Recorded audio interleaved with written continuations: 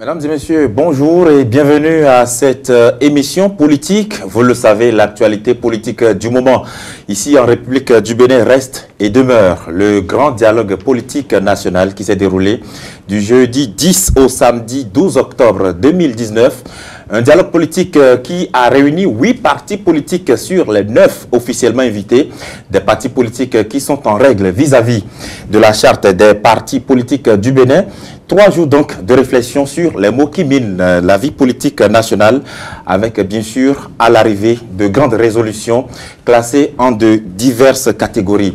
Des mesures d'apaisement d'une part, la loi sur le statut de l'opposition à revoir, mais également aussi des notions liées à la représentativité à l'Assemblée nationale, sans oublier le toilettage des 2 lois fondamentales qui fondent la réforme du système partisan, à savoir la charte des partis politiques et le code électoral. Alors, justement, au nombre des partis politiques qui ont siégé au Palais des Congrès figure le Parti du Renouveau démocratique. Et quelle est la conception de ce parti à l'issue de ce dialogue-là, des différentes recommandations, des résolutions? On en parle dans cette émission avec un cadre de ce parti politique, Monsieur Christian Parfait Aoyo. Bonjour. Bonjour. Merci d'avoir répondu présent à notre appel. Vous êtes un délégué du PRD au parti, enfin, au dialogue politique qui s'est déroulé du 10 au 12 octobre. Vous êtes d'ailleurs un cadre du Parti du Renouveau démocratique. C'est avec vous que nous allons passer en revue les grandes recommandations de ces assises-là politiques.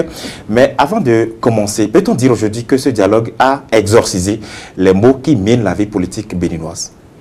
Merci beaucoup. Pour répondre rapidement à votre question, je vais dire oui. Et après, on va développer. Oui, parce que l'ambiance qui a prévalu pendant les 72 heures dans la salle était une semaine plus tôt inimaginable. On ne pouvait pas imaginer, suite à la tension qu'on avait sur les réseaux sociaux, dans la population, on ne pouvait pas imaginer que les Béninoises et Béninois peuvent rester 72 heures, toutes tendances politiques confondues, pour discuter de la question. On était à 1000 lieues d'imaginer cela. Donc c'est pour ça que rien que par les conditions du dialogue, l'ambiance qui a prévalu, la réponse est oui. On a vu des Béninoises et Béninois qui se sont vraiment concentrés sur un sujet aussi grave, aussi important, alors que tout le monde disait que le Bénin a perdu son charme. Le Bénin a perdu ce qu'il a toujours revendiqué en Afrique, comme étant le berceau du renouveau démocratique. Donc, sur ce point-là, je peux vous dire qu'on a réussi. Maintenant, ce n'est pas ce que nos populations attendent de nous. Ce n'est pas aller vous enfermer 72 heures entre copains et coquins, mais c'est plutôt qu'est-ce que vous faites pour que l'apaisement soit une réalité, que l'unité nationale soit une réalité et que la concorde nationale soit au rendez-vous pour qu'on poursuive le développement du pays. C'est de ça qu'il s'agit. Et c'est à ce titre que le discours d'ouverture du chef de l'État a été édifiant. Édifiant au point où il a demandé à la classe politique de sortir de son confort habituel, d'aller au-delà de ses certitudes pour concéder des positions qui permettent d'assurer cette cohésion nationale. C'est la philosophie du dialogue. Et à partir de cet instant, c'est à cette aune-là que le Parti du Renouveau démocratique, qui a préparé le discours, le dialogue, va opiner pour voir si ces points de mémorandum sont d'abord en cohérence avec la philosophie du dialogue, et enfin, est-ce qu'il y a satisfaction ou pas et quelle suite donner à ces satisfactions. Voilà comment je peux introduire le débat. Justement, vous avez, avant même d'aller au dialogue, rendu public un mémorandum constitué de 13 grands points, des points qui vous tenaient véritablement à cœur. À l'arrivée, vous dites, on a bien fait de penser ces points. Est-ce que vous avez eu satisfaction, vous? Oui, justement. On les a pensés, d'abord la méthodologie du PRD. Oui. N'ayant pas la science infuse, nous nous sommes dit, réunissons-nous à l'université de vacances, oui, tous les cadres, réfléchissons sur la question. Ça n'a pas suffi. On a fait appel à des communicateurs externes pour nous édifier. À l'issue de cela, le comité scientifique a travaillé et dans la foulée, nous avons reçu l'invitation du dialogue. Nous avons transformé les recommandations de l'université de vacances en mémorandum pour dire la question est tellement sérieuse que nous n'y allons pas les bras ballants. Et donc, nous avons fait un mémorandum en 13 points que la terre entière a vu, a lu. Et en ces 13 points, nous avons charpenté 4 grands chapitres de l'organisation du dialogue. C'est la résolution numéro 1 de notre université de vacances. Le principe d'un dialogue, pour nous, c'est sans équivoque. Toutes les questions de la République doivent faire l'objet d'un dialogue. Nous ne sommes pas un parti de violence. Nous sommes un parti de tolérance et de paix. La devise du PRD, c'est unité, paix, travail. Donc, c'est très clair que nous ne pouvons pas aller loin plus que ça. Mais nous ne disons pas que nous avons la science infuse. Nous disons, reconnaissez-nous dans notre approche de non-violence, de paix. Et par rapport à ça, le premier chapitre sur le dialogue a été un chapitre important. Nous sommes d'autant un parti de paix et d'unité nationale que dans le premier chapitre, nous avons déploré l'absence de certains partis politiques. Pourquoi? Nous nous sommes dit, nous avons souhaité participer, contribuer aux réformes. Je parle du PRD. Les réformes politiques qui sont mises en cause, nous assumons d'avoir piloté ces réformes en étant au Parlement. Donc les tests, on ne va pas se dédire, on les a pilotés. Le président du Parlement, d'ailleurs, à l'époque... Le PRD simplement. C'est le PRD. Le PRD simplement. Et il s'est fait qu'à l'application de ces réformes, oui, nous avions connu ce que j'aime plus redire, une situation inédite. À partir de cet instant... Alors que ça, vous n'avez pas vu venir ça. On n'a pas vu venir. Si c'était la finalité de ces réformes, nous, selon notre philosophie, on l'aurait renoncé. On était convaincus que les réformes politiques étaient nécessaires. C'est unanimement partagé par la classe politique. Sur le principe, tout le monde était d'accord. Donc nous avions dit, on ne peut pas venir toucher à ces tests-là, alors que les partis qui ont été victimes de ces réformes n'ont pas été conviés à ce dialogue. Ça a été le premier principe sur lequel nous avons dit, nous déplorons cela. On aurait pu entendre ces partis, puisque eux, mieux que eux, peuvent nous dire ce qu'ils ont vécu pour que ces réformes les écartent. Ça, c'est au premier palier.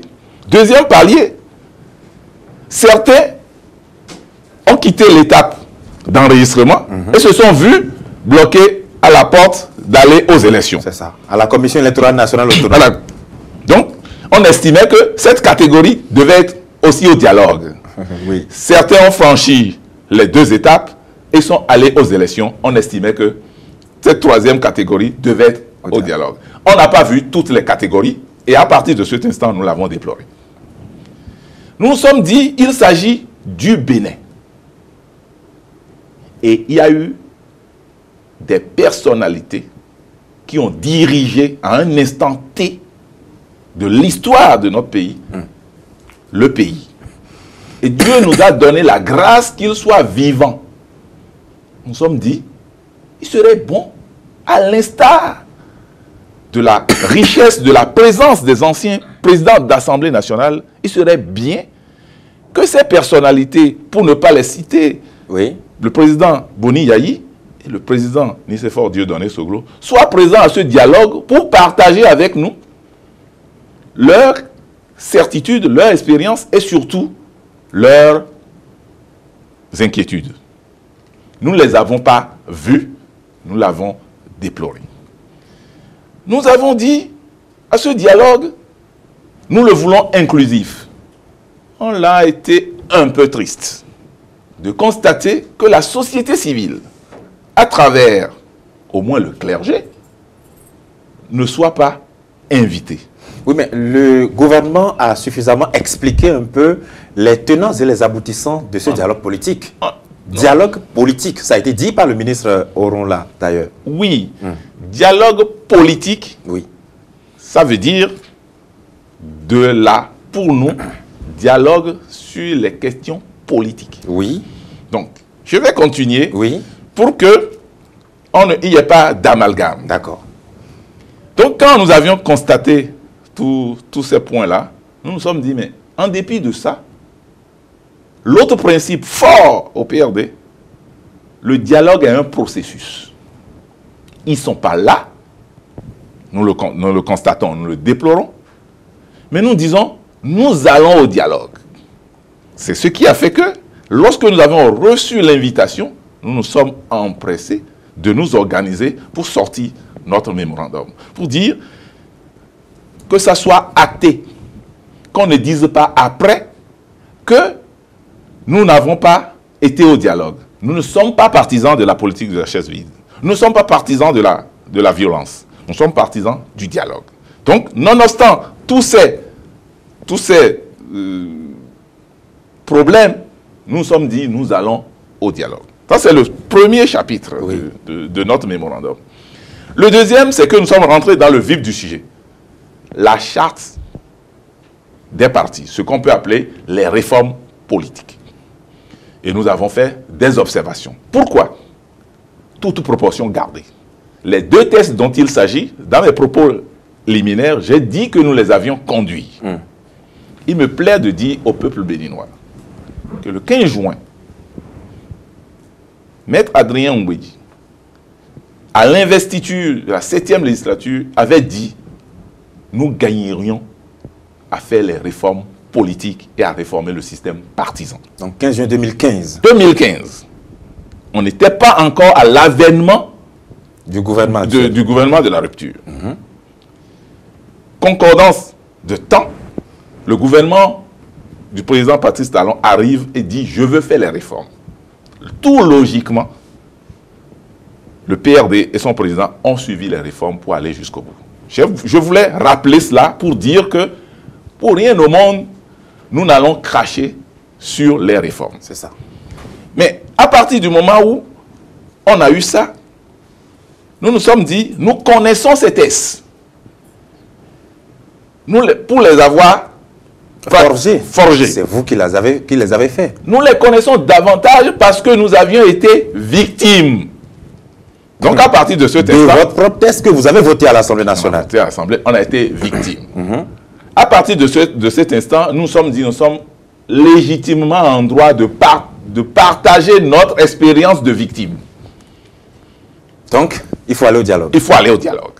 Et à partir de cet instant, dans le chapitre 2 de notre mémorandum, donc réforme du système partisan, toilettage 3 fois, des tests, nous ne disons pas réforme, nous ne disons pas d'aller les jeter, on ne nous comprendra pas. Nous nous sommes dit, il faut montrer les points spécifiques qui ont fait l'objet de problèmes. Donc à partir de cet instant, quand on prend la charte des partis, très rapidement nous nous sommes dit, si on contentait le ministère de l'Intérieur dans son rôle administratif d'enregistrement, et que si éventuellement les partis politiques qui, au moment de leur enregistrement, la création ou à un congrès, se trouvent en contentieux et en difficulté avec le ministère de l'Intérieur puissent faire un recours. Et je vais revenir là-dessus. Si on lit les articles de la charte des partis, on dit que ce recours devait se faire au niveau du tribunal, de la chambre administrative du tribunal de première instance. L'expérience nous a montré que si nous allons comme ça veut dire que si aux premières instances nous ne sommes pas d'accord, on fait appel. On va à l'appel, on n'est pas d'accord, on va à la Cour suprême. Oui. On va à la Cour suprême, accessoirement, on n'est pas encore d'accord. On sera obligé de se référer à la Cour constitutionnelle. Or, ce qui a été la difficulté que nous voulons exorciser à jamais, c'était qu'on nous a opposé à un certain moment un délai d'un calendrier. Si vous rentrez dans les délais judiciaires, vous risquez, en cas de contentieux, de ne pas finir. C'est pour ça que nous nous sommes dit, contentons le ministère de l'Intérieur dans son rôle d'enregistrement, et si éventuellement il y a un contentieux, passons à la vitesse supérieure, allons directement toucher les tests pour que ça soit du ressort de la Cour constitutionnelle et en même temps, en procédure d'urgence, la question est réglée. Pour nous, l'enregistrement se fait très rapidement pour tous les partis. PRD, Parti libéral, c'est notre... Nous sommes un parti libéral, nous ne sommes pas un parti de gauche. Et à partir de cet instant, donc c'est notre idéologie, à partir de cet instant, nous nous sommes dit que le principe fondamental soit la liberté à tous les Béninois et à toutes les Béninoises de se constituer en parti politique. On ne bloque pas la création d'un parti politique. C'est un droit fondamental. Pour ne pas dire, c'est dans les préambules de notre Constitution. Donc, aucune disposition n'empêche les Béninoises et les Béninoises de se constituer en parti politique. Mais nous sommes aussi d'accord qu'il faut avoir des grands ensembles représentatifs dans le pays. Et donc, nous disons, au lieu de mettre des verrous imaginaires, réglons la question au niveau du financement public des partis politiques. Qu'on mette des mécanismes qui incitent les partis à se regrouper pour être forts. À partir de cet instant, pour nous, la question est tranchée. On n'a pas besoin de dire « regroupez-vous en force ». Non. Ce seul paramètre va vous amener ça même... vous a tout logiquement à vous mettre ensemble comme par réflexe. Suivant votre affinité, votre liberté de vous mettre ensemble. Parce que inciter à un regroupement sans consentement, ça n'aboutira pas. Permettez-moi de vous le dire, nous parlons quand même d'un parti qui a 30 ans d'expérience dans le landerneau politique béninois du PRD. Et donc nous sommes dit, voilà encore un problème qu'il faut régler à ce niveau-là. Et deuxième préoccupation très importante, nous sommes allés au niveau du code électoral. Oui. Qu'ils vous souviennent que nous avions été exclus. Vous avez été exclu. Exclus. C'est comme ça que le PRD conçoit les choses. Je vais vous expliquer le mot exclu. Il faut le prendre dans son expression du point de vue étymologique. Vous voulez aller et quelque chose vous en empêche. Ça s'appelle exclusion. Ou difficulté aussi, non? Ça s'appelle exclusion. D'accord. Et à partir de ce temps, nous avons été exclus et nous avons compris que c'était des difficultés liées à ce qu'on a appelé la question des doublons. Les doublons. On a proposé un mécanisme dans le mémorandum sur ça pour que plus jamais ces choses n'arrivent parce que une indélicatesse de candidat a sanctionné un parti politique qui a mis des moyens, de l'énergie pour préparer une élection législative. Et à 2 minutes du départ, on met des hommes et des femmes en difficulté.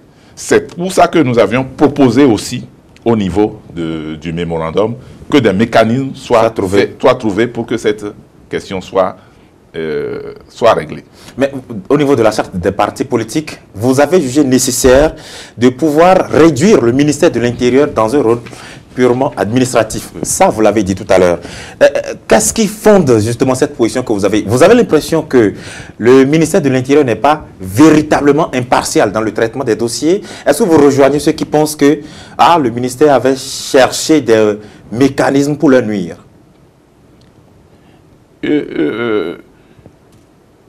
Si on ne veut pas faire un procès en sorcellerie. D'accord. On ne veut pas faire un procès en sorcellerie.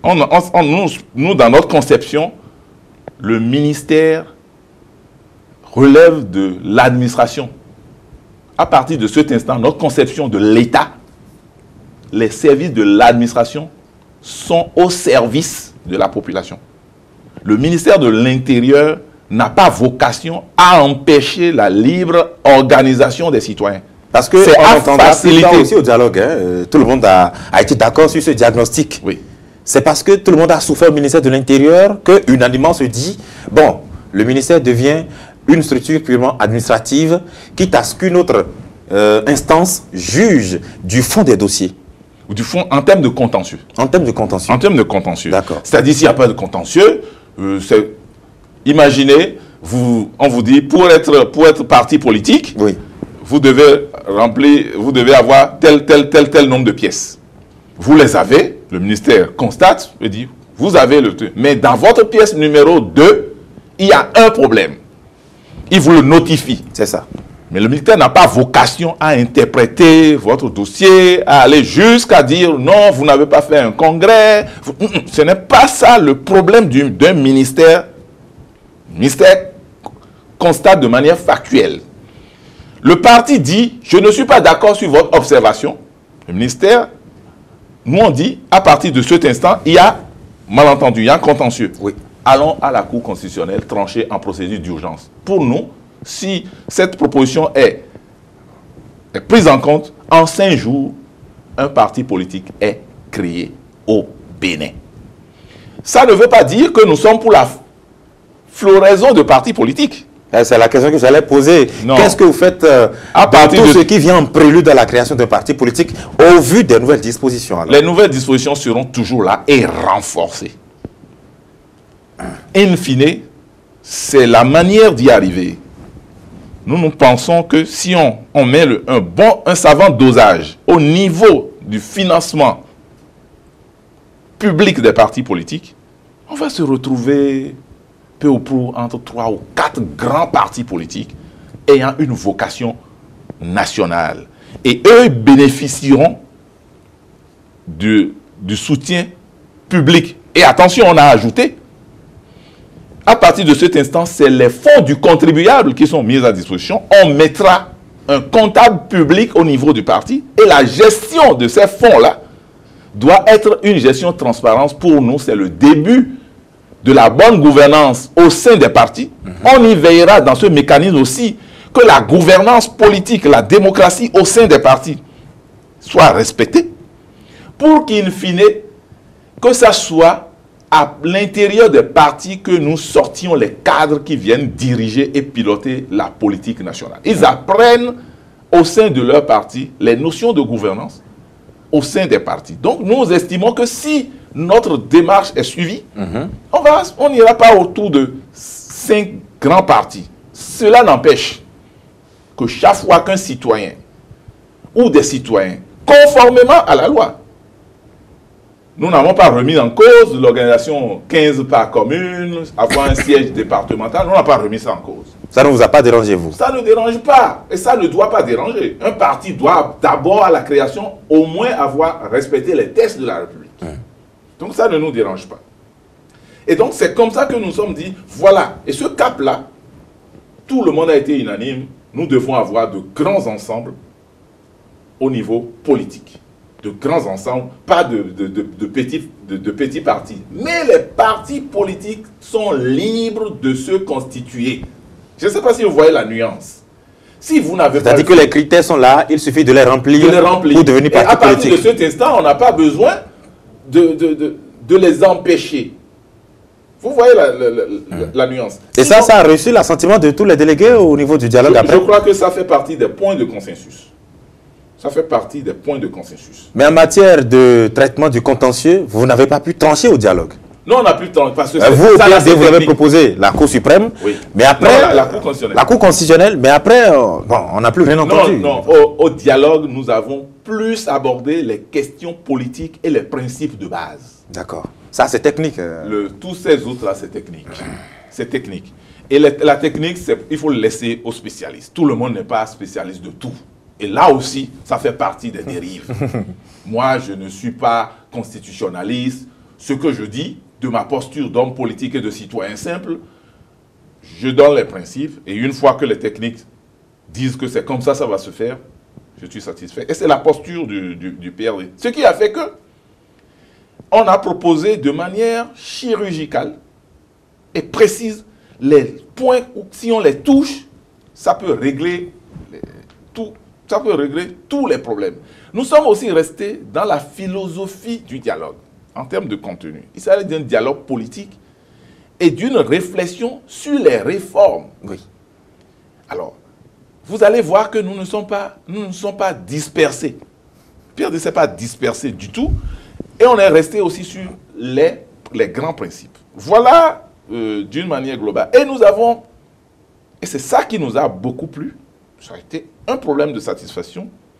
Nous avons parlé en 4e point d'un grand chapitre, ce que nous appelons les mesures d'apaisement. On va revenir tout à l'heure aux mesures d'apaisement. Vous avez évoqué tout à l'heure le code électoral que vous avez souhaité qu'on puisse relire. Alors, dans ce code électoral, il a été notamment question, par exemple, il y a eu un article qui a constitué la bête noire de tout le monde. Je crois que c'est l'article 46 qui a interdit que l'on puisse retoucher au dossier, après dépôt à la Sénat. Après, vous avez plaidé à ce qu'on puisse punir les candidats qui seraient reconnus coupables d'être sur 2 listes à la fois et d'induire les partis politiques en erreur, qu'on puisse les punir. Mais que faites-vous de l'organisation interne de chaque parti politique? Cette question, je la pose à tous les acteurs politiques qui interviennent dans ce débat, parce que justement, on a l'impression que les partis politiques se disent, ben, nous, on n'est pas responsables, c'est le candidat. Oui, c'est le candidat en premier, mais qu'est-ce que le parti politique lui-même, il fait à son niveau? Alors, le parti politique, sur l'article 46, oui, nous avons été très précis oui, en disant ceci. Un candidat vient et dit, il fait une déclaration sur l'honneur. Oui. Moi, Christian Parfait Aoyo, je voulais être candidat sur la liste PRD. Je reconnais que je n'ai déposé mon dossier nulle part qu'au parti. Et je mets ma signature. Et cette signature est légalisée dans les structures. Je mets ma signature. Je quitte là. Je vais revoir le parti B. J'écris la même chose. Je reconnais ce comportement-là est à proscrire. Mais dites-moi, quel est le mécanisme d'un parti politique de contrôler l'indélicatesse d'un candidat?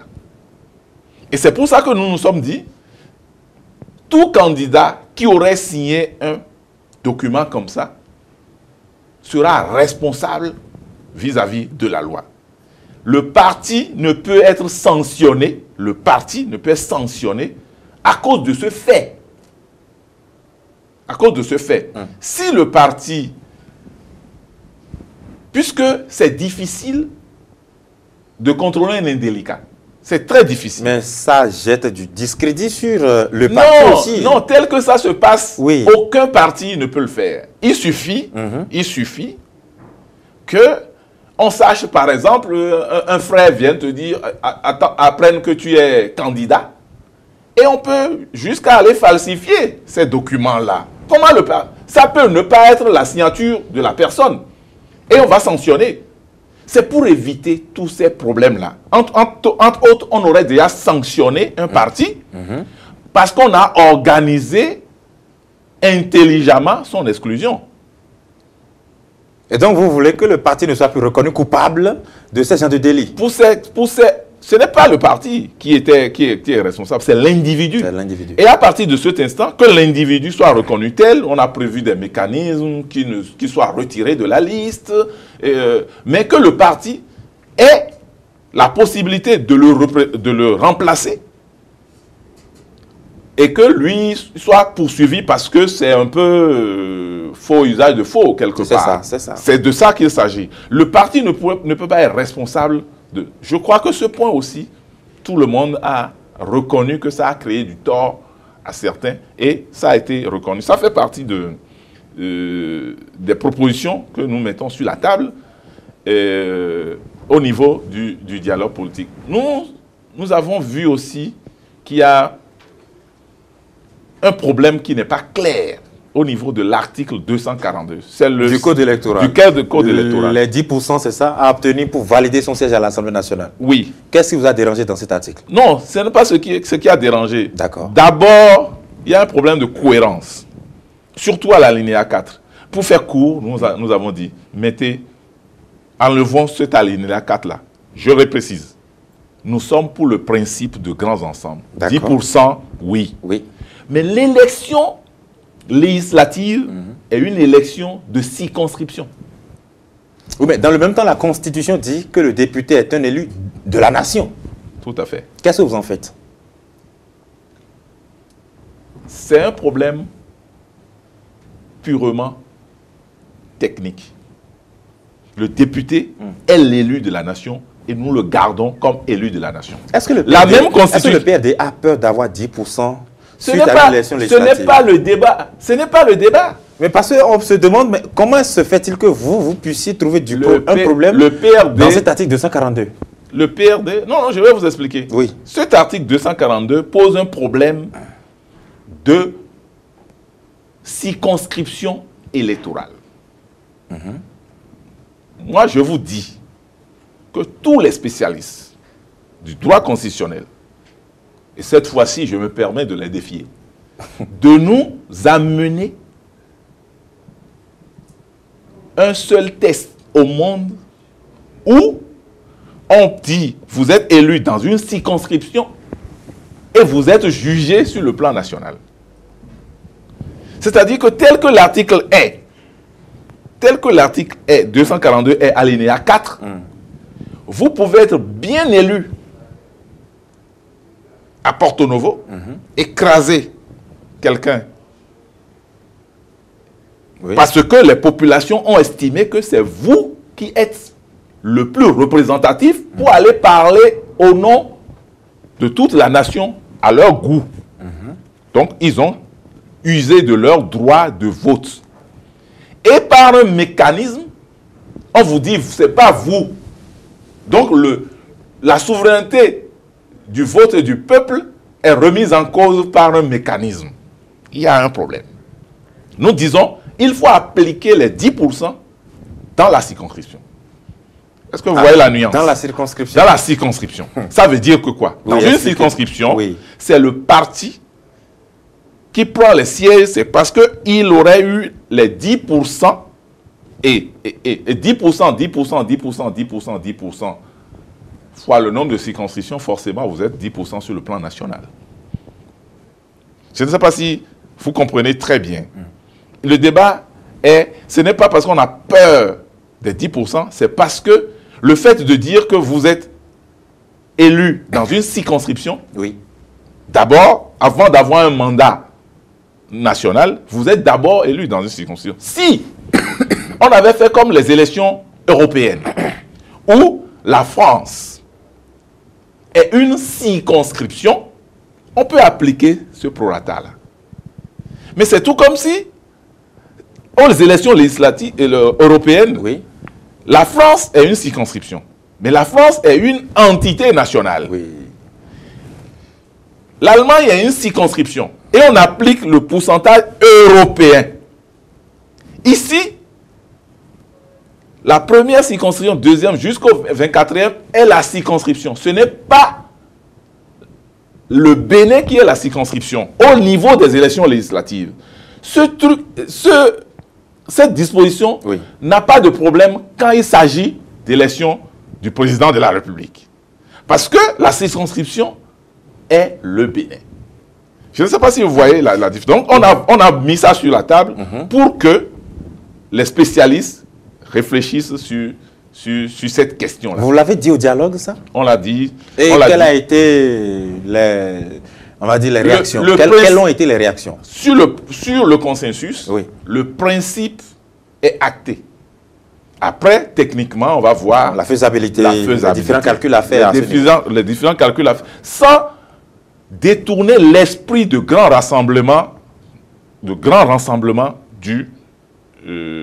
pour qu'un parti soit national. Nous ne sommes pas en train de fuir les 10%. Ce n'est pas là le problème. Parce que, Christian Pafé-Aoyo, je vais être honnête avec vous, lorsqu'on évoque le PRD, on pense comme par réflexe à l'OME, Porto Novo et environ. Est-ce que c'est pour sauvegarder votre domination, votre hégémonie sur cette région que vous réfléchissez dans ce sens pour qu'après, si éventuellement le PRD ne fait pas de bons scores, je suppose peut-être à Diougou, ainsi de suite, et fait quand même un très bon score à Porto Novo, qu'il puisse aller à l'Assemblée nationale. Est-ce que c'est ça un peu votre... Non, c'est loin de là. Bon, ça fait partie des procès qu'on nous fait. Oui, mais vous n'y avez pas pensé du tout. Non, pas du tout. Sérieusement? Moi, je suis PRD, je suis d'Abomey, je suis du Zou. On est d'accord, mais Porto Novo, vous êtes très cher. Ah ouais, Porto Novo est cher pour tous les Béninois parce que c'est la capitale. Et vous aimeriez quand même continuer. Porto Novo est cher pour tous les Béninois parce que c'est la capitale. Mais vous savez que vous biaisez déjà le débat en disant ça, parce que le PRD, bon... Oui, tous les partis ont un fief. Tout parti au monde a un fief. Là, vous venez maintenant à la question. Tout parti au monde a un fief. Après, vous êtes fort dans une zone et vous ne l'êtes pas dans une autre zone. C'est pour ça que le mécanisme de regroupement, qui ne doit pas être un mécanisme contraignant, doit être un mécanisme incitatif. Je ne sais pas si vous voyez là. Le regroupement est un principe, on ne revient pas là-dessus. C'est ça. Mais il ne doit pas être contraignant, il doit être incitatif. Et il faut trouver les mécanismes pour arriver au même endroit sans forcément contraindre. Contraindre quelqu'un à faire quelque chose, c'est violer ses droits fondamentaux. C'est ça le principe qui nous anime. Ce n'est pas parce que le PRD... Aujourd'hui, excusez-moi du peu, aucun parti ne connaît son fief. Oui. Aucun. Avec les nouvelles donnes qui ont changé. Aucun. N'entrons pas dans les détails. Aucun parti, à la date d'aujourd'hui, au Bénin, ne connaît son fief. Nous nous abritons sur nos anciens fiefs, mais nous ne savons pas. Réellement, nous n'avons pas la prétention d'avoir ce qu'on appelle le titre foncier d'une zone. Ce n'est pas notre intention. Donc, à partir de cet instant, nous avons dit, attention, il ne faut pas qu'on aille là. Donc, nous avions recommandé dans notre mémorandum, nous l'avons argumenté un peu moins éloquemment, comme je le fais actuellement. Oui. Mais, Maître Yves Egamonou, parmi les porte-paroles de la délégation, l'a expliqué techniquement. Et je crois que, en son temps, lorsque le débat va se poser, nous allons continuer ce débat dans un esprit positif et constructif. C'est ça. Ce n'est pas dans un esprit de... On tire le drap de notre côté. Loin de là, notre intention. Donc, voilà un peu les grandes lignes sur lesquelles nous avons parlé au niveau du toilettage des textes. Du toilettage des textes. Vous avez souhaité qu'on puisse préserver certains acquis comme la caution, le quitus fiscal, les autres pièces à avoir, ainsi de suite. Ça ne pose problème à personne. Ça ne pose pas de problème. En tout cas, nous, on estime que ce n'est pas là les vrais problèmes.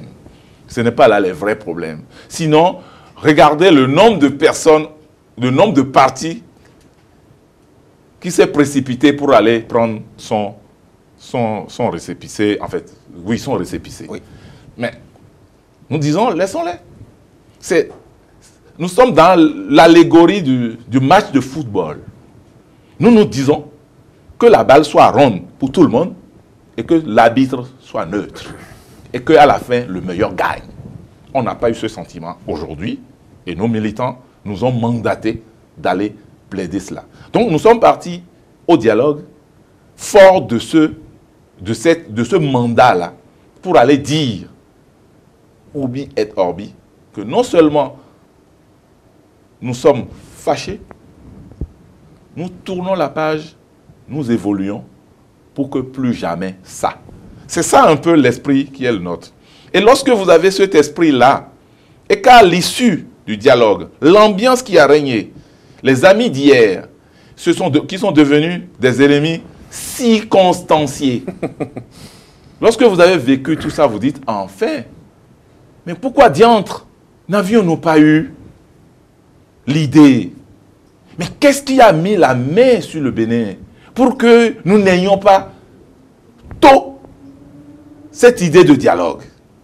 Mais lorsque vous posez cette question, vous revenez tout de suite pour dire, mais mieux vaut tard que jamais. Donc voilà un peu le sentiment, d'abord qui m'a animé en tant que délégué PRD, en tant que citoyen tout court. Vous avez plaidé pour qu'on puisse revoir un peu les modalités de financer publiquement les partis politiques, parce que ce faisant, selon vous, c'est un mécanisme tellement important pour inciter au grand regroupement, à la formation des partis politiques d'envergure nationale. Ce mécanisme de financement-là, comment est-ce que vous pensez qu'on puisse vraiment le faire pour vraiment assurer une certaine, un équilibre au niveau de la répartition, mais également aussi une bonne gouvernance au sein des partis politiques? Voilà, donc on a annoncé le principe. Oui. Le principe de financement public des partis politiques. Oui. Que l'État y joue un rôle incitatif. Pour faire simple, sans rentrer dans les considérations techniques, oui, parce que là aussi, ça va être voir les tests, les conformités, et puis faire de la logistique quand même, qui est un domaine qui n'est pas donné à tout le monde. C'est ça. Mais nous, politiques, on propose l'esprit. Financement public des partis politiques, en fait, la réforme aurait commencé par là. Au lieu de parler de charte, du code, on aurait pu faire la réforme à travers ce texte de loi qui, à la date d'aujourd'hui, apparaît comme la deuxième jambe de la réforme qui manque. Donc nous sommes dans une réforme unijambiste.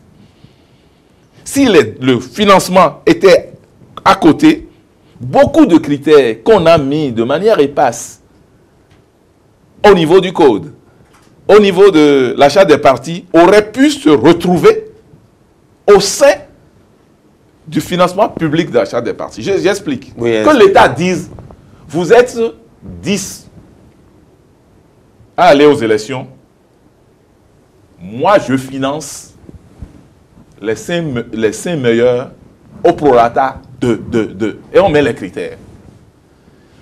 En lisant cette loi qui viendra, oui, tous les partis, tout naturellement, faisant le calcul, vont se dire, mais si je vais seul là, je ne pourrai pas atteindre ce résultat. C'est mieux que de dire, mettez-vous ensemble de force. Mais même ça là, qui connaît le résultat?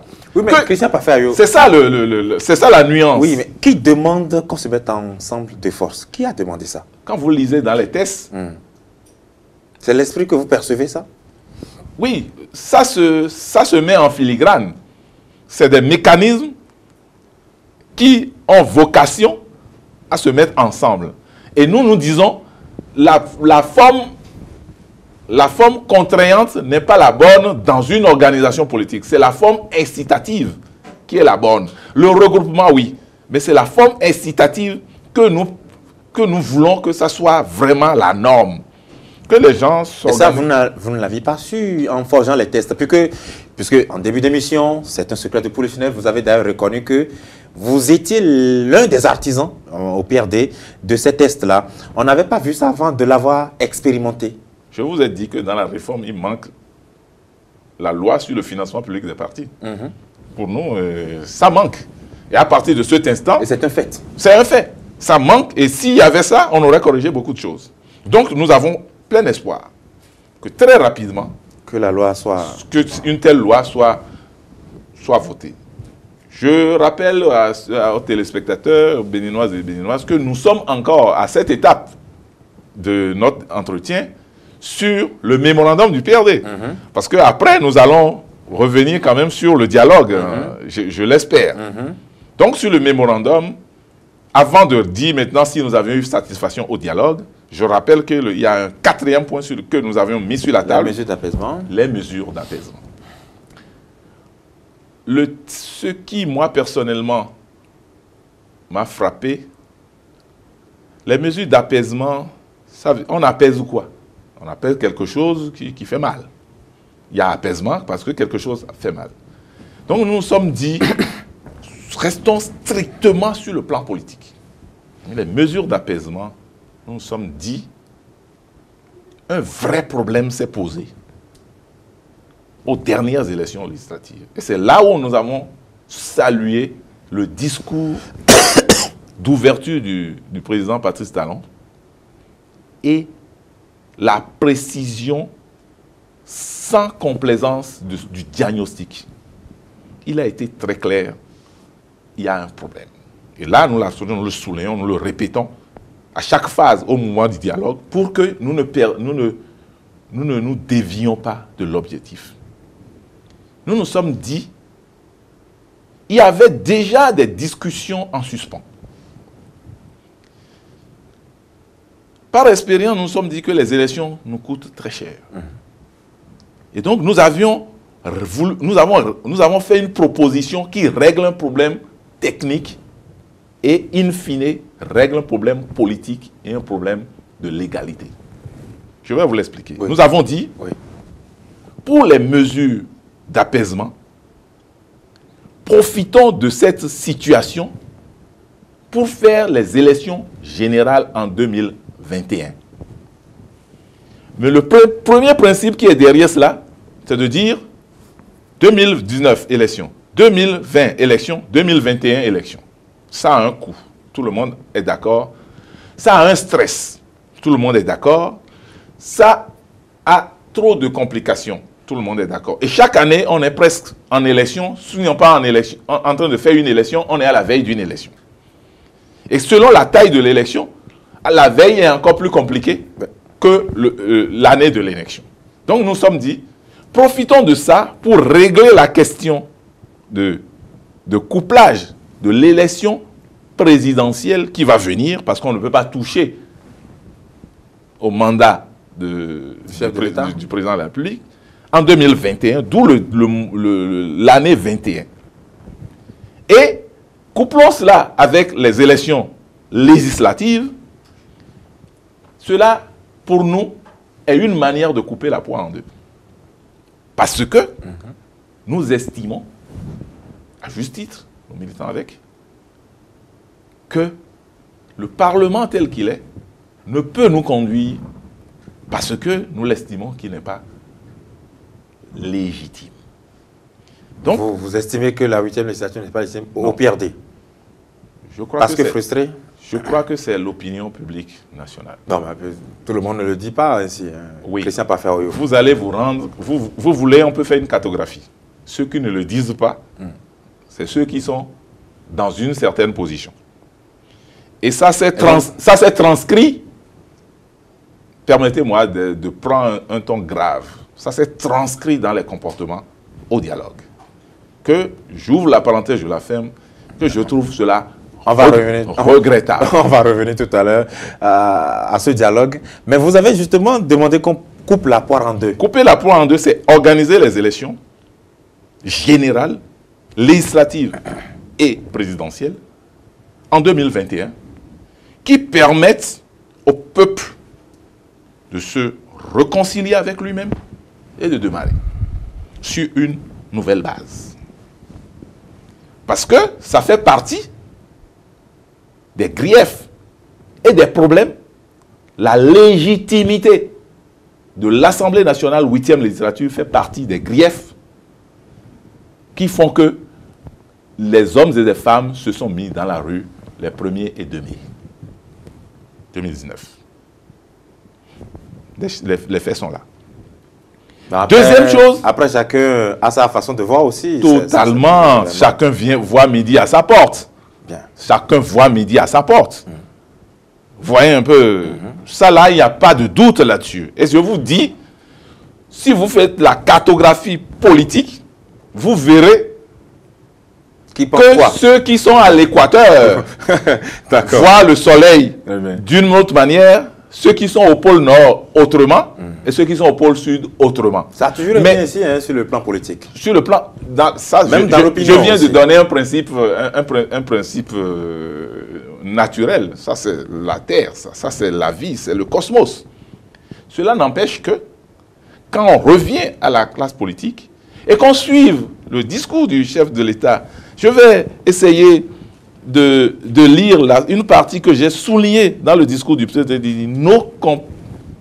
Nos concitoyens apprécieraient bien de voir que nous consentons, nous aussi, les sacrifices nécessaires au développement de tous, comme nous leur demandons. Le chef de l'État a envoyé un message pour dire classe politique. Il parlait aux 8 partis représentés. Et à travers eux, à la nation, et à travers la nation au monde. Il dit, si nous concédons un peu, chacun, nos compatriotes l'apprécieraient. Son diagnostic est sans équivoque. Donc, il faut que chacun, celui qui est assis, concède. Celui qui est debout, concède. Celui qui est couché, concède. De concession en concession, en arithmétique, ça s'appelle la moyenne. Et c'est pour ça que nous avons proposé la formule de couper la poire en deux.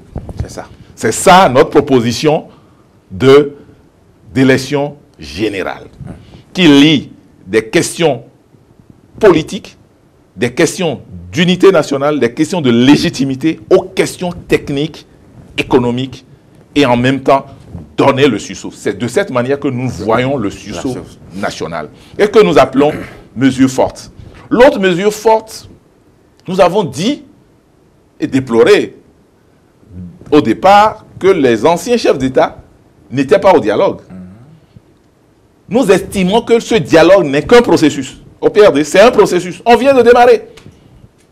Pour nous, ça peut durer 2 ans jusqu'aux élections générales. Le processus est enclenché. Chacun joue de manière honnête et transparente sa partition. Et à partir de cet instant, nous estimons que dans ce processus, le président Yahi Boni, le président Nicéphore Soglo, doivent être, à un moment du processus, doivent être associés. Et pour éviter tout malentendu, nous avons dit, lever toutes les poursuites à l'encontre de l'ancien chef de l'État, Yahi Boni. Nous avons dit aussi que les gens ont souffert. Il y a eu des morts, il y a eu des blessés, il y a eu des dégâts matériels. Toujours dans un esprit de consensus et de couper la poire en deux, indemnisez-les. Nous n'avons pas dit d'avoir des capacités de résurrection. Ceux qui sont morts sont malheureusement morts. Donc on ne peut pas dire, nous exigeons au chef de l'État d'aller ressusciter les morts. Il n'en a pas les capacités. Car par contre, ils ont été victimes dans leur chair. Indemniser leur famille pour soulager les peines. Ce signal fort peut permettre de décrisper la situation. C'est pour ça que nous l'avons mis dans mesure d'apaisement. Une fois que nous avons pris ce document, la délégation du PRD est restée collée au dialogue à ce document. Comme des enfants dociles, nous sommes restés là, nous le plaidons, nous argumentons, nous écoutons les autres. Et c'est pour ça que je dis, à la sortie, aux yeux de ce que j'appelle mon cahier des charges, remis en tant que délégué, faisant partie des 12 délégués, j'ai envie de dire aux militantes et militants PRD, chers amis, nous on a rempli notre part de contrat. On a défendu avec élégance, classe et respect des autres vos 13 points que vous nous avez remis. La plupart des points que vous avez développés tout à l'heure transparaissent dans le rapport final du dialogue politique. Ça transparaît dans le rapport final. Et c'est pour ça que nous ne pouvons pas rougir. On ne peut pas rougir sans crier victoire, puisque nous sommes en politique. Nous sommes dit, nous avons eu ce que nous voulons, et d'autres aussi, et c'est ça qui est intéressant, d'autres partis ont mis aussi des contributions sur la table. Et en analysant de près, on se rend compte que ces contributions aussi concourent à l'apaisement. Et comme nous, c'est les principes que nous avions annoncés, nous avons soutenu toute proposition qui concourt à l'apaisement. Nous l'avons retrouvé, nous sommes retrouvés dans le discours, dans le rapport à travers cela, et nous avons demandé, exigé et obtenu que nos propositions écrites soient annexées au rapport. Pour qu'il n'y ait pas de malentendu après. Pour que nous ne vivions plus dans le passé les crises de confiance. En clair, vous avez souhaité que l'on puisse dire exactement ce que vous avez dit là-bas. Ce que nous avons dit là-bas. C'est ça. Maintenant, ça c'est là. Est-ce que vous superposez un peu votre mémorandum au rapport final? Oui. Vous êtes satisfait de l'arrivée? Très satisfait. Nous sommes satisfaits dans un premier temps parce que notre mémorandum se retrouve pas un copier-coller dans l'esprit. Parce que vous étiez à 100%. Oui, vous étiez 8 partis politiques. À 100%. Nous n'y allons pas non plus pour aller imposer notre point de vue. Nous les avons formulés sous forme des fois de doléances, sous forme... Pourquoi sommes-nous satisfaits? Oui. Premier point, on a eu des points de consensus. Moi, mon rôle dans cette salle, j'avais mon mémorandum que vous voyez là. J'ai coché. 13 points. Quand au cours d'une discussion, je note un, je mets OK, je mets les partis qui sont d'accord. À la fin, j'ai tout et je disais, mais j'ai tout coché. À partir de cet instant, j'ai dit, ça c'est déjà un bon début. Ce qui a fait que on était à l'aise pour argumenter. Et dans ces genres de choses, on allait vers les autres. C'est la capacité de nous écouter. Dans la salle, dehors, pendant les pauses café, on allait discuter entre partis de la mouvance auquel on appartient. Donc la mouvance présidentielle se concerte, on se concerte. Ça ne veut pas dire que sur tous les points on fait l'unanimité, mais chaque fois sur les grands sujets, on demande une suspension de 5 minutes. La mouvance UP, BR, PRD, UDBN, tous ces partis, on se concerte rapidement et on dit voilà le cap. Mais à l'intérieur, chacun vient avec les propositions de son parti. Je ne vous dis pas que c'est gagné. On argumente, on sort de là et on dit voilà la conduite à tenir. Parce que nous sommes venus pour sauver le Bénin. Nous ne sommes pas venus pour nos propres intérêts, pour conforter ou pour aller à une position de confort. À partir de cet instant, cette ambiance aussi m'a plu. Ça m'a plu. Une ambiance de franchise? De franchise, où chacun a dit, il arrive des moments où le PRD, on lève le ton. Il ne vous a pas échappé que pendant 25 ans, le PRD a fait l'opposition. Donc quand il s'agissait du statut de l'opposition, on a posé l'expertise et l'expérience. Nous avons été à l'opposition. Laissez-nous au moins ce droit de vous parler de l'opposition.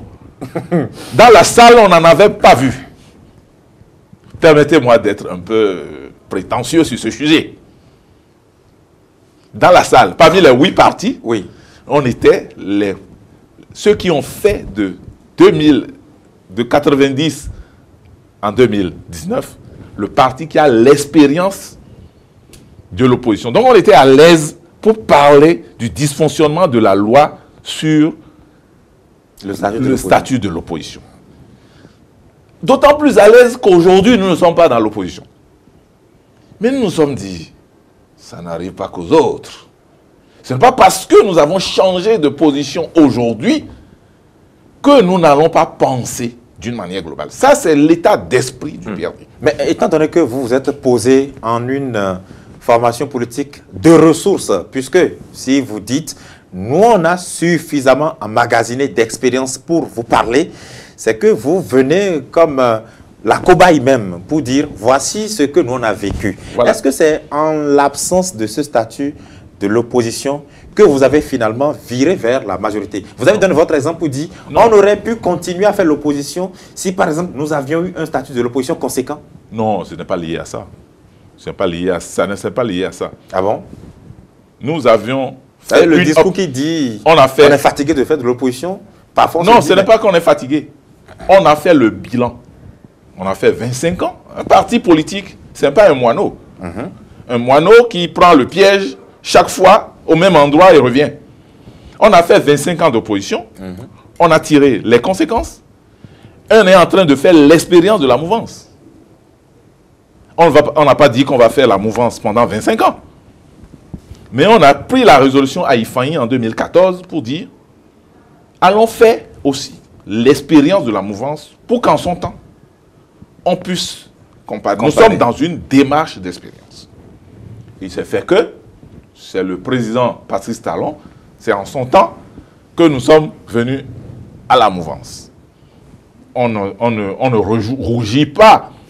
On ne rougit pas là-dessus. Nous en sommes totalement fiers pour participer. Même si vous êtes la cible de plusieurs tirs croisés sur la question. Ça se comprend. Ça se comprend très bien. Parce qu'après avoir combattu un candidat qui devient vainqueur à l'issue d'une compétition, on avait peut-être dit on ne va pas faire l'opposition. Donc on l'a combattu, mais on le soutient quand même. Voilà les petites phrases qu'il faut éviter. Je vais vous dire, on ne combat pas un candidat. Non, politique, on n'est pas, non, si vous êtes avec nous, vous êtes contre nous. On ne s'oppose pas à un candidat.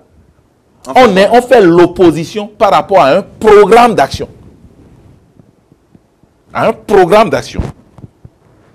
Nous nous sommes retrouvés tel quelqu'un devant un miroir dans les propositions du président Talon. Première chose. Mais pourquoi vous ne l'avez pas soutenu alors en tant que candidat? Si tant est que vous vous reconnaissiez... Attention, c'est pas là le sujet de cette émission, hein, mais ça nous permet aussi de crever l'abcès. Vous allez comprendre davantage. Oui. Vous allez d'autant plus comprendre davantage que ceux qui soutiennent aujourd'hui le président Talon n'étaient pas forcément, qui se réclament, torse bombé de la mouvance, n'étaient pas forcément ses premiers soutiens. On est d'accord. Le président Talon est venu en 2016 presque avec 0 député. On est d'accord. Mais tout de suite, attendez, je vais vous le dire. Tout de suite, il a fait 3 ans avec 60 députés. Ces députés sont venus d'où? Pas de Mars. C'est des députés qui ont soutenu différentes positions. Donc, on ne peut pas rougir de dire qu'on... Donc, ce débat-là n'est pas le plus important. Nous avons décidé de soutenir l'action du gouvernement, de soutenir loyalement le président sans participation. Bon, alors, vous n'êtes plus de l'opposition. Ceux qui décideront de faire de l'opposition, avec le statut de l'opposition que tout le monde a convenu de pouvoir revoir, d'améliorer, d'actualiser, quels sont, on va dire, les conforts que tout le monde a voulu qu'on confère aux désormais opposants? Bon, ce n'est pas une affaire de confort. D'accord. Ce n'est pas une affaire de confort. Alors, quels sont les avantages ou quels sont alors... Il n'y a pas d'avantage. Oui. C'est le droit de s'opposer à un régime qui est l'esprit du statut de l'opposition. Réduire l'opposition au confort, c'est presque de l'insulte. C'est un droit fondamental. C'est vivifiant que dans une démocratie qui est les partis qui soutiennent et que d'autres partis s'opposent. Mais on ne veut pas, on ne veut plus, pour l'avoir vécu, qu'un parti de l'opposition soit matraqué, qu'il n'ait pas accès aux médias publics. On ne veut plus jamais ça. Donc on met ça dans du marbre. Dans le statut de l'opposition. Ah, c'est le minimum. Et tout le monde a convenu de cela. C'est le minimum. Cette loi qui existe n'est pas totalement applicable. En son temps, ce serait toiletté. Ce serait totalement toiletté dans cet esprit encore. Voilà sur cette question-là ce que nous avons pu obtenir. Nous avons vu les partis de l'opposition qui étaient au dialogue. Les partis de l'opposition qui étaient au dialogue, on a discuté en frères. Certains, ils étaient incisifs. Mais aucun mot n'a été excessif. Et là aussi, c'est important. Ils ont eu tout leur temps, je profite pour saluer le facilitateur et ses rapporteurs. Oui. Le facilitateur donnait à chacun la parole, dans le respect. Il a utilisé une démarche neutre. Par ordre alphabétique, le même temps de parole. Et si quelqu'un se sent indexé, prend la parole, il argumente. À la fin, il dit, sur ce point précis, voilà les points d'accord, voilà les points de désaccord. Ce qui fait que la trame finale du rapport et la synthèse faite par le professeur Tokpanou, rapporteur général S-Qualité, a présenté carrément les points de consensus, les points de divergence. C'est ça le plus important. Et annexer les propositions de chacun en annexe B au rapport. Donc, lorsque nous prenons dans l'absolu cette forme-là, nous sommes totalement d'accord. Mais nous sommes en politique. Nous sommes en politique et nous sommes au PRD dans une situation comme dans un véhicule où nous n'avons pas le volant. Donc notre rôle, c'est de rappeler à ceux qui ont le volant, voilà là où vous voulez nous conduire. Et c'est là nos attentes du dialogue. Le premier élément de satisfaction, c'est la détermination et surtout la partie d'émotion qu'a étreint le chef de l'État lorsque on lui a lu le rapport. Ça nous a donné un petit signal. Et nous nous sommes dit, nous venons de démarrer. Si je prends le dialogue politique comme un trajet, le véhicule bénin vient de démarrer. Il y aura des difficultés. Oui, évidemment. Mais l'objectif, c'est d'arriver à bon port, sain et sauf. Christian Paffer, vous allez continuer, hein, mais pardon de vous couper.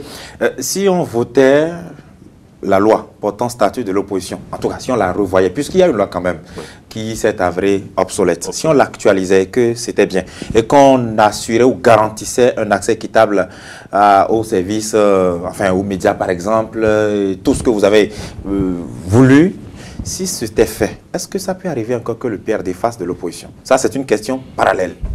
C'est tout comme si vous me dites si mon papa rencontrait à nouveau ma maman, si je serais né.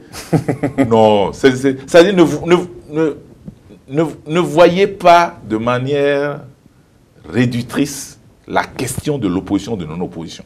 Non, mais parce que lorsqu'on vous voit là, les téléspectateurs qui vous voient actuellement se demandent, bon, alors, si on fait tout ça, le PRD devient quoi? Et moi, je m'en voudrais de ne pas poser la question à leur place.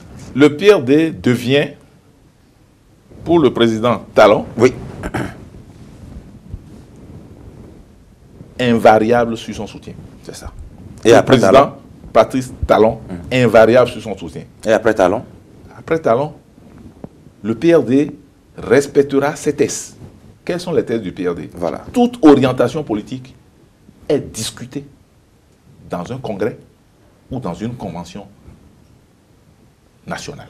Est-ce à dire que ça peut arriver qu'à l'occasion d'un congrès, on puisse se dire ce programme que véhicule ce chef d'État ne nous convient pas, nous nous opposons à lui? Nous n'avons pas un congrès avant On vient de finir en 2000. Ou une université de vacances peut-être. Ah non, non, on ne parle pas de ces sujets à une université de vacances. Ah non, non, non, non. Une Alors, université vous de en vacances parlez, n'est pas... vous en parlez à quelle occasion? On en parle à un conseil national Oui. ou à un congrès. Bon, ça peut arriver que vous disiez ça à ces occasions? Je n'ai pas... C'est oui ou non? Si la possibilité existe, ça nous intéresse et on avance. Non, la possibilité est toujours là. Ça fait partie de... Ça peut partir à un congrès ou surtout à un congrès de dire la position politique du parti. Très bien. Ce qui est important pour nous et pour les militants PRD, c'est que nous sommes un soutien franc et loyal à l'action du président Patrice Talon. Nous sommes un parti entièrement constitué et légal. Nous exigeons le respect par rapport à ce statut. Comme nous respectons et nous respecterons ceux qui se clament de l'opposition. Et nous voulons aussi que tous les autres nous respectent dans cette position-là. Parce que nous n'avons pas vocation de vouloir nous immiscer dans leur choix politique. Une fois que nous avons fait ça, nous disons maintenant le Bénin. Qu'est-ce qu'on fait du Bénin? Donc, pour nous, dimanche 13 octobre, lendemain du dialogue, nous attendons des signaux forts de la part de tous les acteurs du système.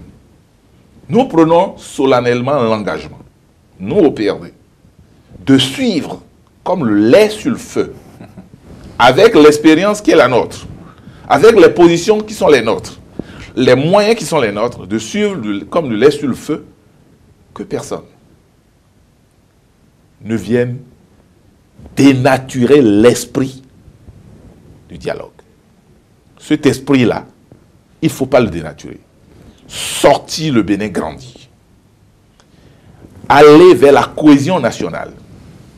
Concéder une partie de son confort actuel pour le remettre dans la cagnotte Bénin, pour que le Bénin en sorte grandi. C'est ce que nous, on peut faire. Nous ne sommes pas au gouvernement, nous ne sommes pas à l'Assemblée nationale, mais nous sommes au sein du peuple. Et vous avez la capacité de suivre, de veiller au grain. De veiller au grain. Et donc, ce qui fait aujourd'hui notre fierté, c'est la capacité d'écoute que nous avons découvert chez le chef de l'État.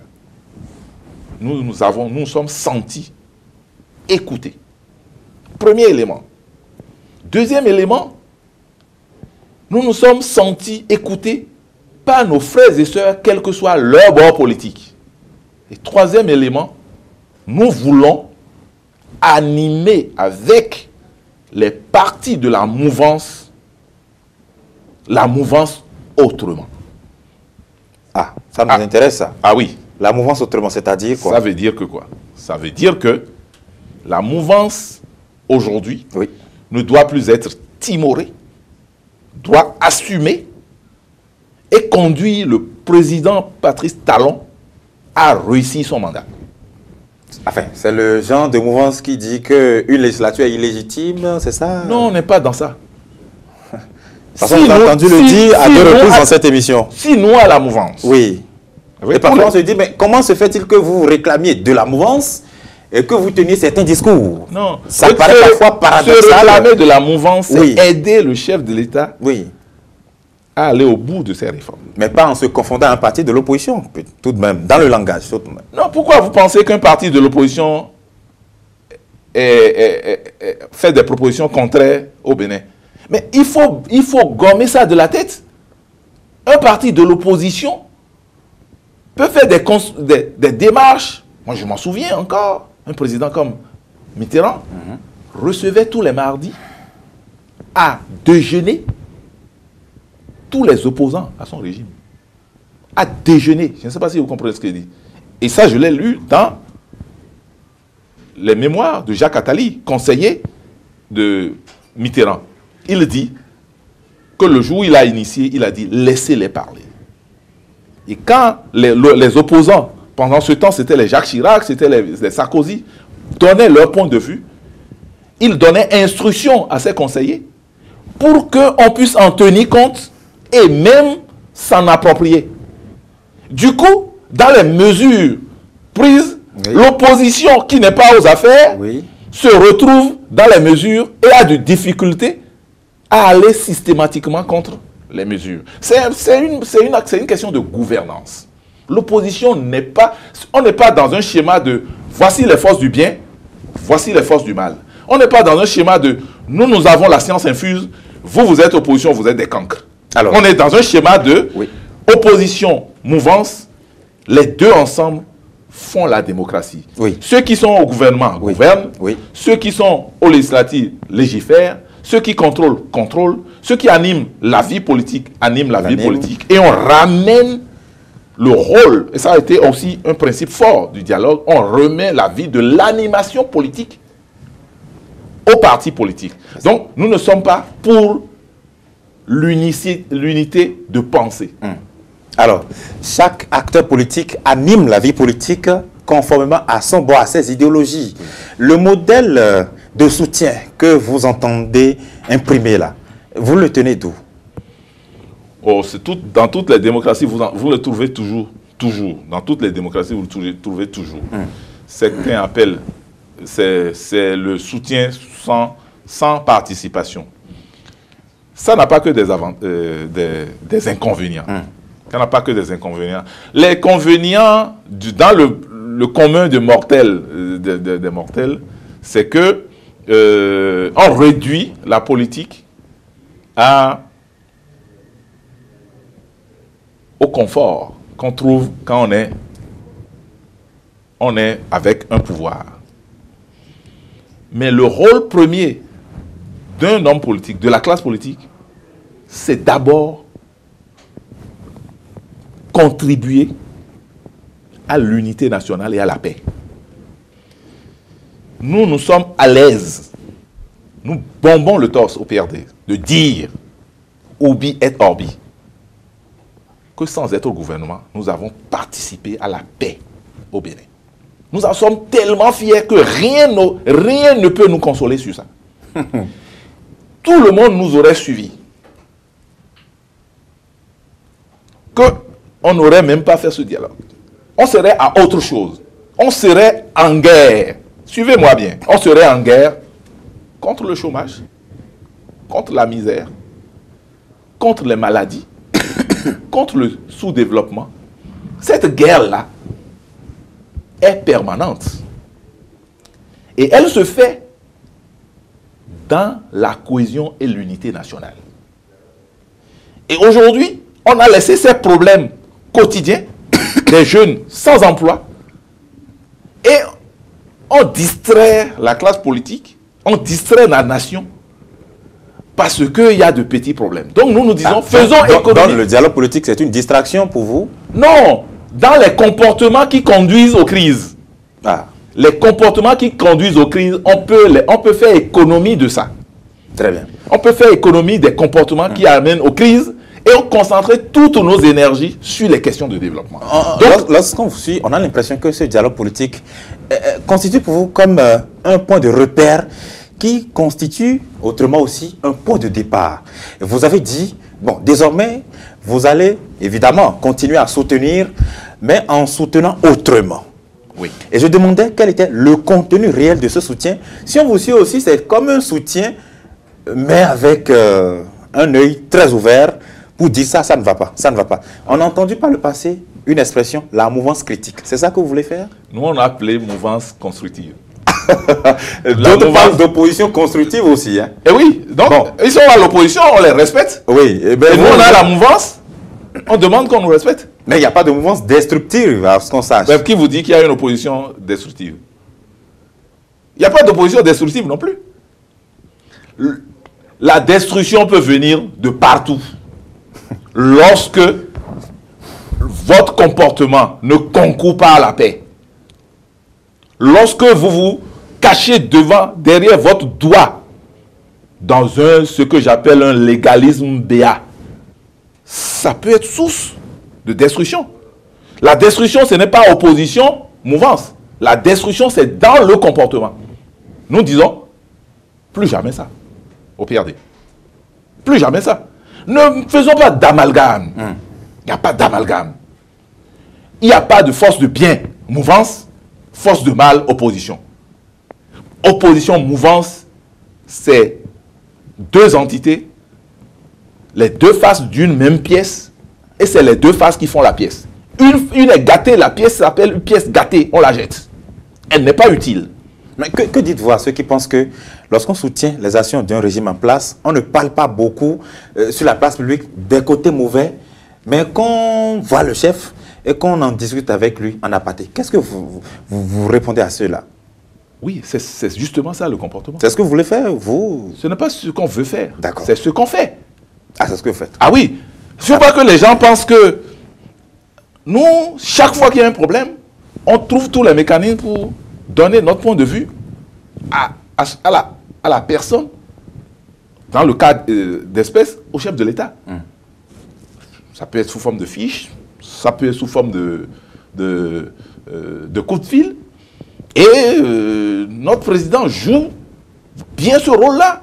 Il n'est pas dit, puisque nous sommes dans un rôle de conseiller. Oui. Les conseillers ne sont pas les payeurs. Mais chaque fois qu'il y a un sujet, nous discutons. Et dans le cas d'espèces, des mesures d'apaisement, vous êtes confiant que le chef de l'État va vous écouter? On a espoir. À la limite, on lui dit de ne pas entendre le son des sirènes. Qui qualifiez-vous de sirène? Toute proposition, tout comportement qui distrait de l'objectif et du cap qu'il s'est fixé. Ah ben là, vous risquez encore d'envenimer l'attention ou l'atmosphère. Puisqu'on sort d'un dialogue et vous qualifiez encore certaines personnes de sirènes. Non, ce n'est pas ça. Je vois maintenant, je sais on est en train de mettre dans le landerneau politique béninois des concepts qui vont rester dans du marbre. Ah. Hier, certains étaient au pouvoir il y a 10 ans. Nous, on n'était pas au pouvoir. Aujourd'hui, certains ne sont même pas sur le territoire. C'est déplorable. Nous, on est là. PRD, on est là. Ne pas inquiéter. Vous pensez que ça vient d'où? De notre comportement et de notre sens républicain. Et pensez qu'on peut développer ce pays en excluant certains? C'est pas possible. Ce qu'ils pensent sont les gens qui ne veulent pas le développement de ce pays. Mais tous les Béninois, où qu'ils se trouvent, doivent contribuer peu ou prou au développement du pays. Oui, Christian Parfait, je ne vous interromps pas, hein, mais évidemment, on ne peut pas développer une nation en excluant certaines personnes. Mais l'exemple que vous donnez là, parfois on se demande qui a exclu qui, à quelle occasion, et comment apprécie-t-on le caractère politique d'une poursuite judiciaire, le caractère politique d'une sortie du territoire, qui apprécie aussi? On a la chance d'être dans un régime présidentiel, pour ne pas dire présidentialiste. On a la chance. Et lorsque les questions se posent, il y a deux attitudes. Oui. On applique les tests. Donc, si je reste dans ce schéma-là, on applique le code électoral. On applique le code électoral, on applique la charte des partis. Pourtant, ce sont des tests de la République. Régulièrement votés. Régulièrement, presque à l'unanimité. Sauf une voix. Pourtant, nous sommes au dialogue, cher ami. Ça veut dire quoi? Ça veut dire qu'au-delà du légalisme BA, il y a la politique. Politiquesse. Et la politique doit avoir un rôle de facilitateur, le droit, la justice, des instruments pour contribuer à la pacification et à l'unité nationale. Ce ne sera pas possible. Non. Ce principe-là, il faut que ça soit ainsi, aujourd'hui, demain et pour toujours. Parce que je disais dans mes propos que les gens étaient au pouvoir il y a 10 ans. Ils ont fait 10 ans, d'autres encore. Vous pensez que aujourd'hui, autour de la mouvance, il y a des gens neufs? Pas vraiment.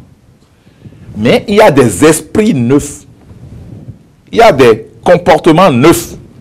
Mais c'est trop tôt pour clamer qu'on est vertueux. Certains ont même des comportements qui se sont sédimentés. Aujourd'hui, nous sommes dans l'exercice de la nouvelle donne. La nouvelle donne politique, c'est que on ne diabolise pas l'autre. La nouvelle donne politique, c'est de mettre l'unité nationale, le dialogue, la paix sur la table. Ce n'est pas de dire, moi, c'est mon tour, en son temps, vous allez venir. Ce n'est pas, c'est nous notre position. C'est nous notre position et nous le défendons jusqu'au bout. C'est ce que j'appelle la nouvelle mouvance. Cette tolérance qui a manqué à certains égards. Vous êtes dans les médias comme nous. Vous suivez. Au point où le radicalisme, d'un côté, emprunt même presque à de l'arrogance, suscite de l'autre côté l'arrogance, la violence verbale, réelle de l'autre. Parce que la nature est faite de forces qui s'équilibrent. Si vous pensez que vous avez la science infuse, les autres aussi pensent qu'ils ont la science infuse. D'extrémité en extrémité, on passe dans les zones de turbulence. Et si on les a vécues, on ne veut plus les vivre. Voilà un peu, c'est une affaire de philosophie. C'est pour ça que la notion de début, de départ, est une notion très importante pour nous. Et donc, vous comprenez la satisfaction qui est la nôtre pour ce début, ce départ sur le plan politique. Nous ne remettons pas en cause les grands textes fondamentaux. Nous ne remettons pas en cause les réformes. Nous sommes en train d'attirer l'attention sur tout comportement qui concourait aux situations malheureuses que nous avons vécues. Et ça doit venir de toutes parts. Hein? Et comment? Parce que nous sommes à l'ère des technologies où ça écrit tout, à tout moment, et voilà. Écoutez, vous n'avez jamais entendu dire au PRD que nous soutenons telle ou telle action. Il faut que les gens apprennent à avoir un comportement républicain. Nous, quand il y avait eu la crise, on nous a qualifiés de ventre mou, de part et d'autre. Parce que vous étiez muet. Oh non, parce qu'ils estimaient que quand il y a un problème, il faut aller à la violence, il faut casser. Je ne vous cache pas. Je ne vous cache pas. Pour la première fois, on s'est dit, c'est le PRD que tout le monde chargeait de part et d'autre. On était devenus, on nous faisait la cour. Oui, on était lucide. On était lucide. Bon, nous sommes si importants. Donc, on sort. Le président Ngoueyi sort, dit, allez, rentrez dans la rue. Oui. Oui. On les a écoutés.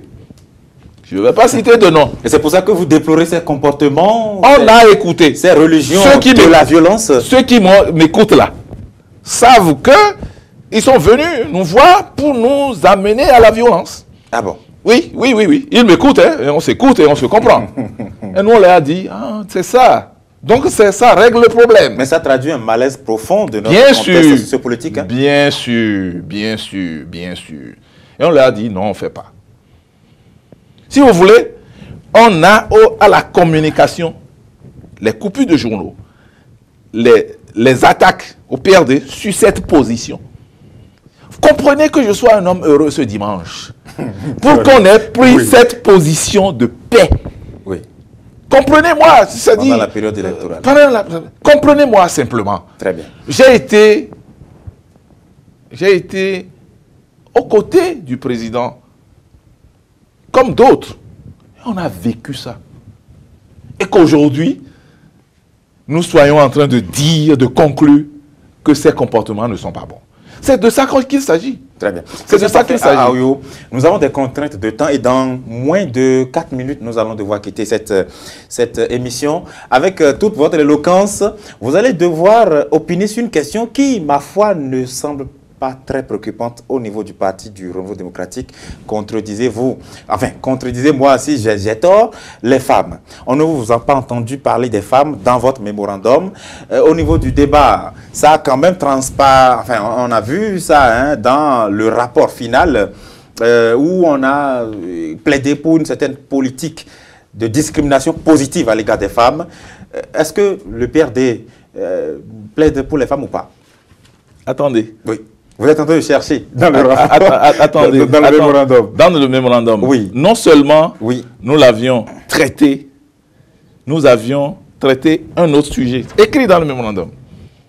Nous avons traité la question des femmes et nous avons fait une proposition, et là c'est l'originalité, nous avons fait une proposition qui, si elle est respectée, nous permettrait d'avoir à chaque élection législative au moins une femme par circonscription. Ah, quelle en est la faisabilité? La faisabilité, c'est de mettre dans la loi qu'on mette une femme dans chaque circonscription. Ça veut dire quoi? Chaque parti politique met systématiquement une femme. Ça, c'est la première proposition. Oui. Parce que...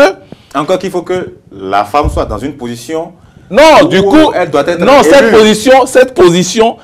Cette position forcément fait élire une femme. Ah bon? Selon que votre parti a gagné le siège. Oui. Ça veut dire quoi? Ça veut dire que dans une circonscription, il y a, dans une circonscription précise, on met, tous les partis positionnent ce que positionne une femme. Et le parti qui gagne forcément amène une femme à l'Assemblée nationale. Si on respecte cette disposition, c'est que chaque fois qu'il y aura élection législative, on a au moins 24 femmes.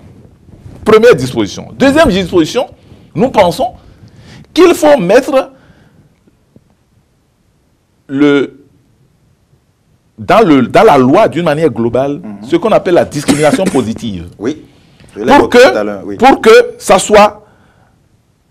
que ça facilite l'accès aux femmes.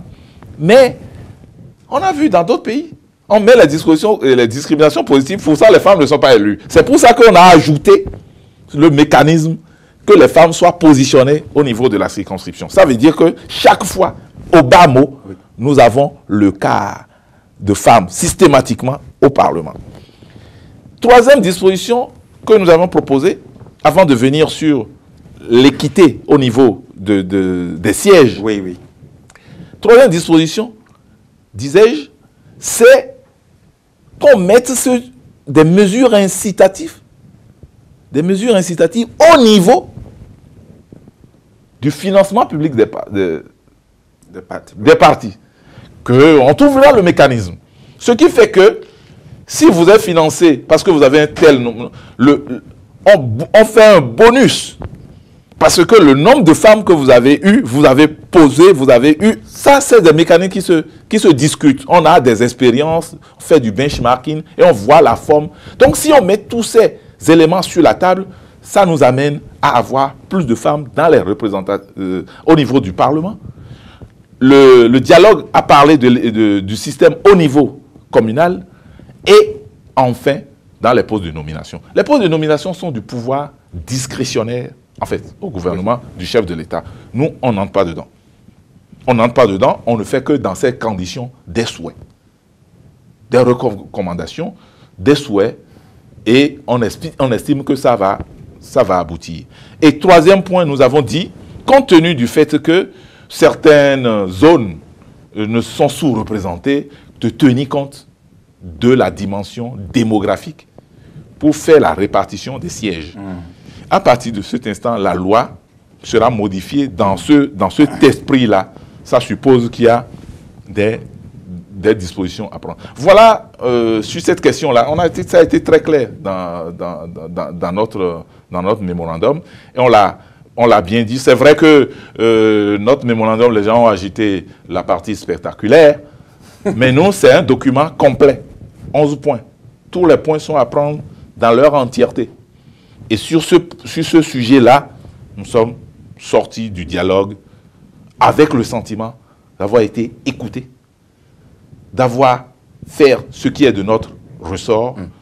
Nous avons aussi le sentiment que le rapport reflète ce que nous avons plaidé et nous nourrissons l'espoir que ça soit mis en application. Bien entendu, nous allons les suivre avec beaucoup plus de concentration pour que, in fine, le Bénin s'en sorte. Voilà ce que nous avons vécu au niveau du dialogue. Merci. Christian Pafé-Oyo.